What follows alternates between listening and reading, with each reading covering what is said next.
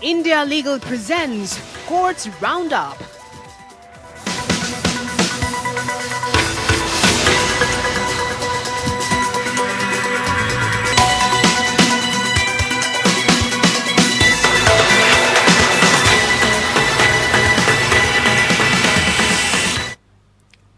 लखीमपुर खीरी हिंसा की घटना की जांच के लिए गठित विशेष जांच दल ने अपनी रिपोर्ट में सुप्रीम कोर्ट के समक्ष प्रस्तुत किया कि एसआईटी ने 2 बार यूपी सरकार को पत्र लिखकर अनुरोध किया है कि मुख्य आरोपी आशीष मिश्रा की जमानत रद्द करने के लिए सुप्रीम कोर्ट में तत्काल अपील दायर करें, लेकिन सरकार ने जमानत रद्द करने की कोई कोशिश नहीं की। उधर यूपी सरकार के वकील महेश जेठमलानी ने कहा कि हमने एसआईटी का पत्र राज्य सरकार के पास भेज दिया है। अपराध गंभीर है, लेकिन आशीष मिश्रा के भागने का खतरा नहीं है।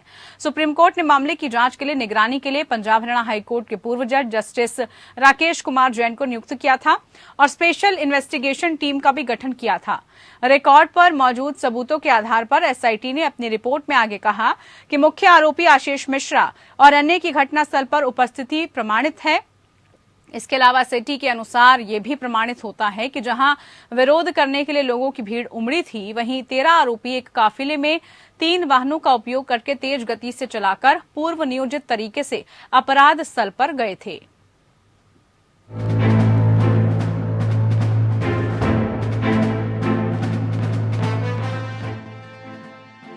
लखीमपुर हिंसा मामले में सुप्रीम कोर्ट में सुनवाई पूरी हो गई। शीर्ष अदालत ने अब फैसले को सुरक्षित रख लिया है। सुनवाई के दौरान जांच के लिए गठित की गई एसआईटी ने शीर्ष अदालत के समक्ष अपना पक्ष रखा। एसआईटी ने कहा कि हमने किसानों को कुचलने के आरोपी आशीष मिश्रा की जमानत रद्द करने के लिए यूपी सरकार से 2 बार कहा, लेकिन आशीष मिश्रा की जमानत रद्द नहीं हुई। वहीं यूपी सरकार की तरफ से पेश वरिष्ठ अधिवक्ता महेश जेठमलानी ने कहा कि मैं मानता हूं कि ये जघन्य अपराध है, लेकिन आरोपी आशीष मिश्रा के भागने का खतरा नहीं है, इसीलिए अदालत सरकार की ओर से निश्चिंत रहें। यूपी सरकार के वकील ने आगे कहा कि हमने इस मामले की जांच की है, एसआईटी की रिपोर्ट प्राप्त की है, जिसे राज्य सरकार को भेज दिया गया है। इस पर प्रधानमंत्री न्यायाधीश एनवी रमन्ना ने कहा कि आपने ये नहीं बताया कि चिट्ठी कब लिखी गई थी और ये ऐसा मामला नहीं है जिसमें आप इतना इंतजार करें। लखीमपुर हिंसा में 4 किसानों सहित 8 लोगों की मौत के मामले में केंद्रीय मंत्री अजय मिश्र के बेटे आशीष मिश्र को इलाहाबाद हाई कोर्ट से मिली जमानत को सुप्रीम कोर्ट में चुनौती दी गई थी। सुप्रीम कोर्ट द्वारा नियुक्त समिति ने लखीमपुर खीरी हिंसा मामले में दाखिल की गई अपनी स्टेटस रिपोर्ट में कहा है कि एसआईटी ने उत्तर प्रदेश सरकार को 2 बार मुख्य आरोपी आशीष मिश्रा को दी गई जमानत को रद्द करने की सिफारिश की थी, लेकिन जमानत रद्द करने पर कोई विचार नहीं किया गया है। इसकी रिपोर्ट में ये भी कहा गया है कि सबूत इस बात की पुष्टि करते हैं कि केंद्रीय मंत्री अजय मिश्रा टेनी के बेटे आशीष मिश्रा उस जगह पर थे जिसमें 8 लोग मारे गए थे और वे अक्टूबर में यूपी के उप मुख्यमंत्री केशव प्रसाद मौर्य द्वारा अपनाए गए मार्ग में बदलाव के बारे में जानते थे। इस मामले में chief justice NV Ramana, justice Suryakant और जस्टिस हिमा कोहली की विशेष पीठ ने 30 मार्च को यूपी सरकार से 4 अप्रैल तक उन रिपोर्ट पर जवाब मांगा था जिनमें रिटायर्ड जज की निगरानी में बनी एसआईटी ने जमानत रद्द करने का सुझाव दिया था। शीर्ष अदालत ने पाया कि एसआईटी ने अपर मुख्य सचिव को 2 पत्र लिखकर मामले के मुख्य आरोपी की जमानत को सुप्रीम कोर्ट में चुनौती देने का सुझाव दिया था। तब यूपी सरकार के वकील महेश जेठमलानी ने पीठ को सूचित किया था कि उन्हें कोई पत्र प्राप्त नहीं हुए हैं। इस पर पीठ ने जेठमलानी से कहा था कि एसआईटी की रिपोर्ट पढ़कर 4 अप्रैल तक जवाब दाखिल कीजिए। Bureau report. तो इधर सुप्रीम कोर्ट ने लालू यादव की जमानत को चुनौती देने वाली याचिका को स्वीकार कर लिया है। अदालत की ओर से जल्द ही इस मामले की सुनवाई की जाएगी। इसके साथ ही सुप्रीम कोर्ट ने इस मामले पर लालू यादव को नोटिस जारी कर जवाब देने के लिए भी कहा है। सोमवार को जस्टिस एल नागेश्वर राव और बीआर गवई की बेंच ने लालू यादव की बेल अर्जी के खिलाफ याचिका को सुनवाई के लिए मंजूर कर लिया है। झारखंड सरकार की ओर से दायर अर्जी में राज्य के उच्च न्यायालय की ओर से दुमका राजकोष मामले में 17 अप्रैल 2021 को दी गई जमानत को चुनौती दे दी गई थी।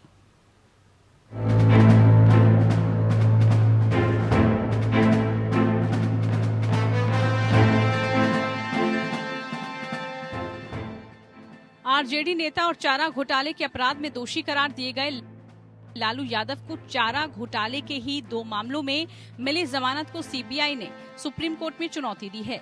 सीबीआई ने झारखंड हाई कोर्ट के उस आदेश को सुप्रीम कोर्ट में एसएलपी दाखिल कर चुनौती दी है, जिसमें लालू यादव को जमानत पर रिहा करने को हरी झंडी दे दी गई है। सीबीआई की इस अर्जी पर सुनवाई करते हुए सुप्रीम कोर्ट ने लालू यादव को नोटिस जारी किया है। इस मामले में 4 हफ्ते बाद सुनवाई होगी। लालू को झारखंड हाई कोर्ट ने दुमका और चाईबासा कोषागार मामले में जमानत पर रिहा करने का आदेश दिया है, लेकिन चारा घोटाले के एक अन्य मामले में दोषी करार दिए जाने के चलते लालू फिलहाल जेल में हैं। इस मामले में सीबीआई ने झारखंड सरकार के जरिए सुप्रीम कोर्ट का दरवाजा खटखटाया है। ये कानूनी पेच इसलिए है क्योंकि सीबीआई ने इस घोटाले की जांच कर लालू और अन्य आरोपियों को सजा दिलाई है, लेकिन सजा काट रहे अपराधी झारखंड सरकार की न्यायिक हिरासत यानी जेल में हैं, इसलिए झारखंड सरकार भी इसमें पक्षकार है। सुप्रीम कोर्ट ने इस मामले में नोटिस जारी कर लालू यादव से जवाब मांगा है। बहस के दौरान झारखंड सरकार के जरिए सीबीआई ने कहा कि लालू को दी गई जमानत के आदेश का आधार गलत है, क्योंकि अपराधी लालू यादव ने अपेक्षित समय जेल में नहीं बिताया है। जांच एजेंसी सीबीआई ने सुप्रीम कोर्ट से कहा कि झारखंड हाई कोर्ट ने लालू प्रसाद यादव की जमानत की अर्जी मंजूर कर अपना फैसला सुनाते हुए कहा था कि लालू यादव पहले ही सजा का आधा हिस्सा काट चुके हैं, जबकि ये सही नहीं है। 22 मार्च को लालू यादव की तबीयत बिगड़ने की खबर आई थी। लालू की तबीयत को देखते हुए मेडिकल बोर्ड की बैठक बुलाई गई थी। रिम्स मेडिकल बोर्ड के डॉक्टरों की मीटिंग के बाद उन्हें एम्स भेजने को लेकर फैसला किया गया था, लेकिन एम्स ने उन्हें 24 घंटे के अंदर ही डिस्चार्ज कर दिया था। चारा घोटाले से जुड़े कुल 5 मामले हैं, जिनमें 950 करोड़ रुपए की धोखाधड़ी का आरोप है। चारा घोटाले में सजा काट रहे लालू यादव को डोरंडा कोषागार से करीब 139 करोड़ 35 लाख अवैध निकासी के मामले में रांची की सीबीआई कोर्ट ने दोषी करार दिया था। मामला जनवरी 1996 में सामने आया था, जब चाईबासा के डिप्टी कमिश्नर अमित खरे ने पशुपालन विभाग में छापेमारी की थी। पटना हाई कोर्ट ने मार्च 1996 में इस मामले की सीबीआई जांच का आदेश दिया था। इसके बाद सीबीआई ने केस दर्ज मामले की जांच की थी। इतना ही नहीं, जून 1997 में सीबीआई ने जब चार्जशीट दाखिल की तो फिर लालू प्रसाद यादव का नाम भी जोड़ा गया, जिनका नाम उससे पहले नहीं था। Bureau report. दिल्ली उच्च न्यायालय ने पत्रकार राणा अयूब को विदेश यात्रा करने की अनुमति दी। प्रवर्तन निदेशालय ने अयूब को एक कथित मनी लॉन्ड्रिंग मामले के संबंध में जारी लुकआउट सर्कुलर के माध्यम से देश छोड़ने से रोका था। पक्षों को सुनने के बाद न्यायमूर्ति चंद्रधारी सिंह ने अयूब द्वारा दायर रिट याचिका को स्वीकार कर लिया और कहा कि इसके कारणों का जल्द ही पालन किया जाएगा। सुनवाई की शुरुआत में प्रवर्तन निदेशालय का प्रतिनिधित्व करने वाले अतिरिक्त सॉलिसिटर जनरल एसवी राजू ने पिछली सुनवाई में अदालत द्वारा मांगी गई रिपोर्ट प्रस्तुत की। अयूब की ओर से पेश अधिवक्ता वृंदा ग्रोवर ने कहा कि उनकी मुवक्किल ईडी के लगातार संपर्क में है और पूछताछ के लिए हमेशा मौजूद रहने को तैयार हैं। उन्होंने ईडी के इस तर्क का भी खंडन किया है कि अयूब जांच में शामिल होने के इच्छुक नहीं थी। उसने आगे के लिए कहा कि दिखाने के लिए कुछ भी नहीं है कि अयूब ईडी से बच रही थी। एलओसी 28 मार्च को जारी किया गया था, क्योंकि पत्रकार ने सोशल मीडिया पर अपने कार्यक्रम की घोषणा की थी। ग्रोवर ने कहा कि अयूब के खातों से संबंधित सभी दस्तावेज ईडी के मुख्य शाखा मुंबई के पास पहले से ही थे। जब कोर्ट ने पूछा कि एलओसी जारी करने के लिए रिकॉर्ड में क्या सामग्री है, एएसजी राजू ने कहा कि सामग्री ये है कि क्रेडिट कार्ड द्वारा करोड़ों रुपए खर्च किए गए हैं। अब हम चाहते हैं कि वो हमारे साथ बैठे। हमारा मामला ये है कि पैसे का इस्तेमाल कोविड राहत के लिए नहीं किया गया है। ग्रोवर ने कहा कि उनके मुवक्किल को कठिन सवाल पूछने के लिए दंडित किया जा रहा है। पूरा ऑपरेशन दुर्भाग्यपूर्ण है और प्रेस लोकतंत्र का चौथा स्तंभ है। ग्रोवर ने कहा कि अयूब ने 12 अप्रैल को लौटने की योजना बनाई है। करीब 5 दिन पहले प्रवर्तन निदेशालय की ओर से पत्रकार राणा अयूब के खिलाफ जारी लुकआउट सर्कुलर के मद्देनजर उन्हें मुंबई अंतर्राष्ट्रीय हवाई अड्डे पर अधिकारियों ने विदेश रवाना होने से रोक दिया। अधिकारियों ने यह जानकारी दी। केंद्रीय जांच एजेंसी अयूब के खिलाफ मनी लॉन्ड्रिंग के एक मामले में उनकी पूछताछ करना चाहती है और उनका बयान दर्ज करना चाहती है। 2 साल के अंतराल के बाद सोमवार से एक बार फिर सुप्रीम कोर्ट में फिजिकल हियरिंग शुरू हो गई है। देश में कोरोना के मामले बढ़ने के कारण सुप्रीम कोर्ट वर्चुअल माध्यम से सुनवाई कर रहा था। फिजिकल हियरिंग शुरू होने के बाद आज सीजेआई एनवी रमन्ना भी सुप्रीम कोर्ट पहुंचे।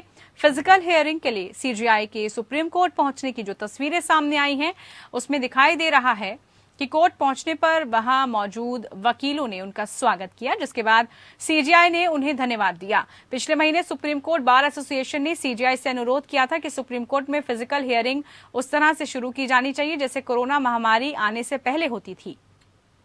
क्योंकि कोविड-19 के स्थिति नियंत्रण में है और ओपन कोर्ट हियरिंग संवैधानिक रूप से जरूरी है। सोमवार को कोर्ट में फिजिकल हियरिंग का वकीलों ने भी स्वागत किया।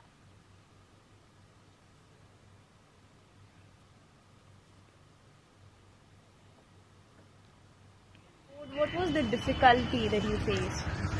We have actually physical process is better for us and as well as our clients also, because they are not understanding. Sometimes there is a web problem, sometimes the line we are connecting, and most of time the control of the activities and conferencing is under the court control. They make it mute when they want, and we are asking, and we are proceeding. We are not aware about what the happening is there. So this is what we are facing in the continuation of this VC process or bilateral process. Actually, in virtual mode, those gadgets were not so friendly with us.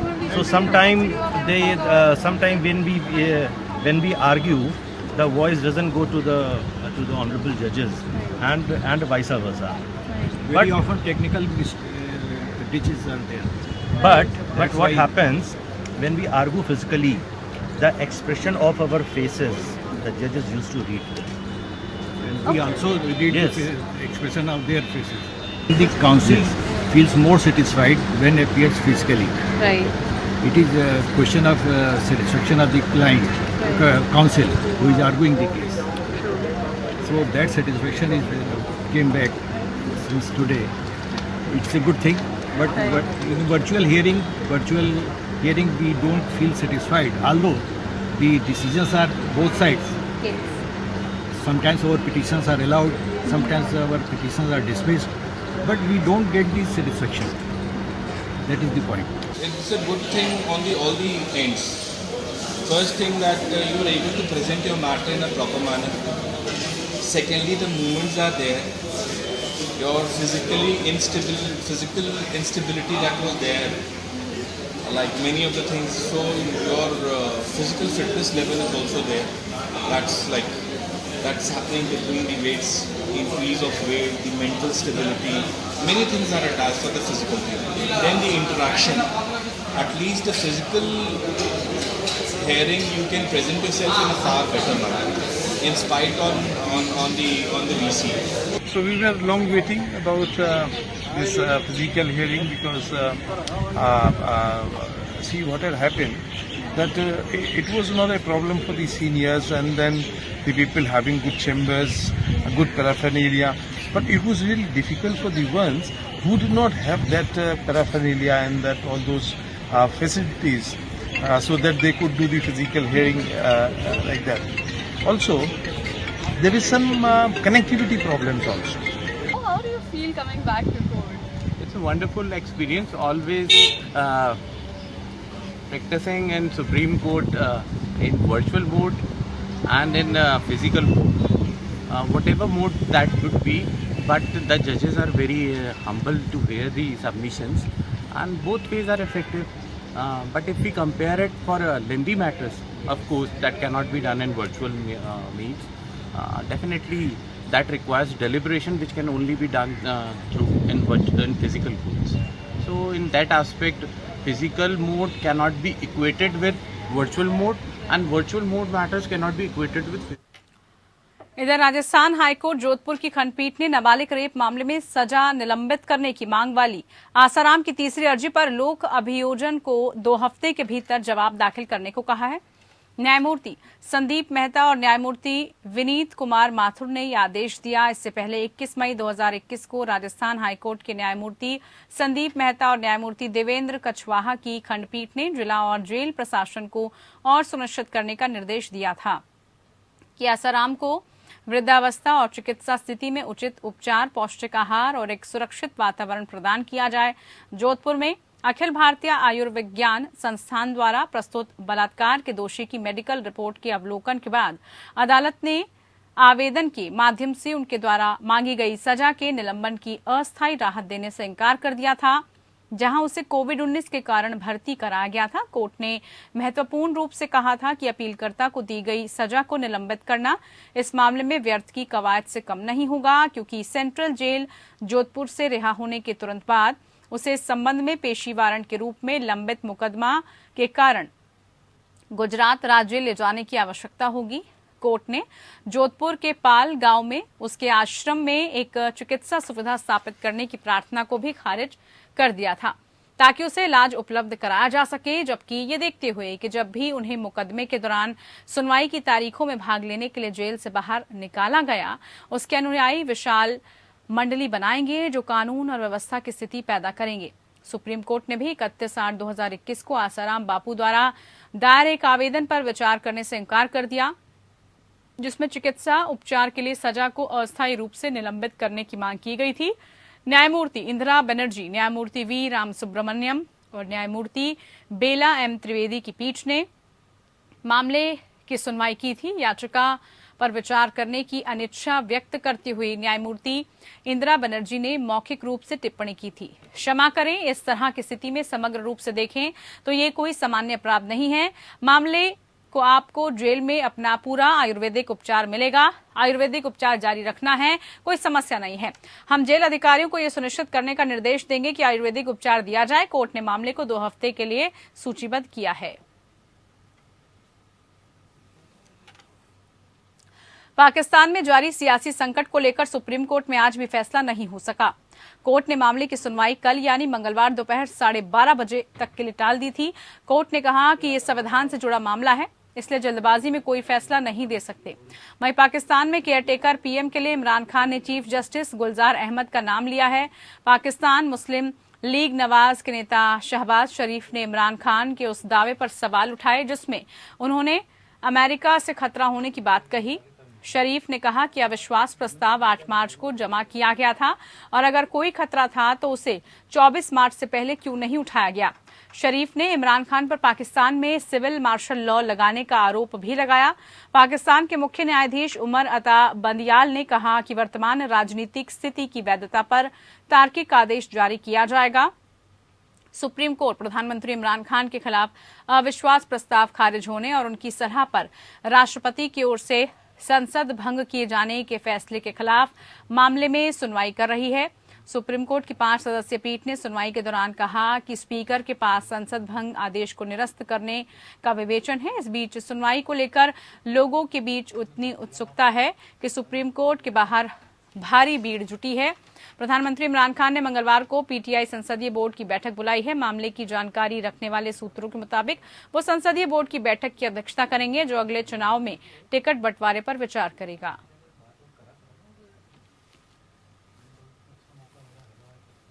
देखिए, ये तो depend करता है ना कि अदालत कुछ भी तलब कर सकती है और अगर अदालत ने उनको देखना चाहा तो उनके सामने पेश कर दिए जाएंगे। शुक्र है कि इस अदालत ने सुओ मोटो ले लिया। वो सुओ मोटो इसलिए लिया गया कि वहाँ देखा कि इरेगुलरिटी कुछ हो रही है पार्लियामेंट के अंदर। हम शुक्रगुजार हैं अदालत आलिया के, तो इन लोगों ने बात को देखा और समझा।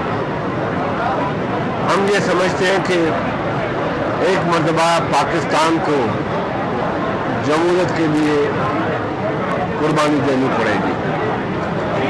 जमहूरियत अवाम की ताकत की। चलिए, इसी के साथ कोर्ट्स राउंडअप में फिलहाल के लिए इतना ही। नमस्कार। India Legal presents Courts Roundup.